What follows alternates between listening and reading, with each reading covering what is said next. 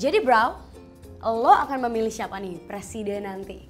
Nggak tahu gue kayak mau golput aja deh, kayak golput lebih gue gitu. Tapi kenapa? Alasannya apa kok cuma gitu doang alasannya? Soalnya kayak rame banget yang golput, terus kayak golput asik aja gitu, kayak ngetren gitu. Terus kayak gue juga nggak tahu sih mau milih siapa. Lagi pula satu suara doang gitu yang hilang ya kan, apalah arti satu suara dibanding 300. Taruh. Lo tahu nggak sih sebenarnya istilah golput itu dari mana? Siapa yang menciptakan kata-kata golput itu, sejarahnya itu gimana? Golongan putra putri. Lo kebiasaan banget deh ngikut-ngikut tren tapi lo nggak tahu sebenarnya sejarahnya gimana. Nih gue kasih tahu biar lo tahu ya. Golongan putih atau golput itu gerakan protes dari para mahasiswa dan pemuda saat pemilu pertama di era Orde Baru. Wow. Tahun 1971 itu kejadiannya. Saat itu Arif Budiman yang memimpin gerakan golput, dia merasa ada atau tanpa pemilu, kekuatan yang menentukan nasib negara akan berujung di ABRI juga. Tokoh yang menciptakan nama ini adalah Imam Waluyo. Terus kenapa namanya golongan putih, Nay? Jadi istilah putih ini karena menganjurkan agar mencoblos bagian putih di kertas atau surat suara di luar gambar parpol. Supaya perhitungannya nggak disebut sah. Malah tiba-tiba gue jadi tahu sejak pemilu 1999 menurut data KPU jumlah golongan putih naik terus men hingga pemilu terakhir. Angkanya lebih tinggi dibanding angka partai pemenangnya sendiri.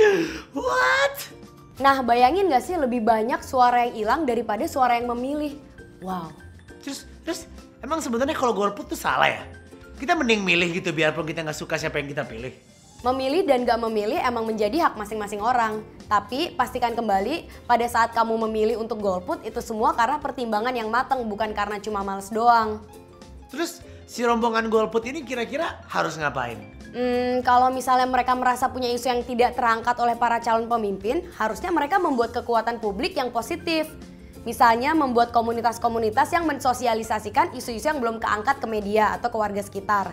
Atau membuat seminar, diskusi untuk membahas isu-isu yang harusnya lebih diperhatikan di masyarakat. Jadi ketika nanti masyarakat lebih sadar, calon pemimpin akan lebih menyadari dan membuatnya sebagai masalah yang memang harus dipecahkan secara bersama. Jadi ketika nanti masyarakat lebih sadar, tentunya calon pemimpin akan lebih serius memperhatikan masalah tersebut. Terus mereka terus ngangkat isu golputnya gitu? Ya enggak dong, soalnya golput itu kan sebenarnya cuma masalah ketidakikutsertaan cuma dalam satu periode pemilu itu. Tapi sebenarnya mereka juga pasti ingin tetap melihat bangsa yang maju dan berubah ke arah yang lebih baik. Jadi silakan pilih pemimpin yang kalian percayai. Tapi misalnya nggak ada pemimpin yang kalian percayai, ya udah nggak apa-apa. Nggak apa-apa kok nggak milih, ya nggak sih? Iya sih, benar juga. Aku aja enggak sih, gue milih banget. Gue milih kamu. Gue milih pergi dari lo.